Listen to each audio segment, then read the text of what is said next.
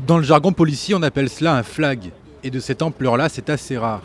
Certains des 8 braqueurs ont été arrêtés dans le sas d'entrée de la bijouterie, coincés à l'intérieur. Les autres étaient aux abords, tentant de prendre la fuite. Ils étaient armés de masses, de marteaux, et ils n'étaient pas cagoulés. Ce sont de jeunes qui ont moins d'une trentaine d'années. Ils n'ont pas pu pénétrer à l'intérieur et donc les violences ont été très, très limitées. C'est juste un choc psychologique.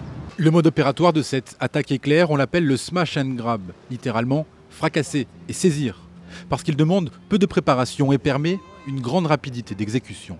Un groupe qui arrive très rapidement, qui repart aussi rapidement et qui risque même d'avoir des interpellations. Donc c'est une technique quand même extrêmement violente dans l'attaque des matériels, l'attaque des portes, des vitrines.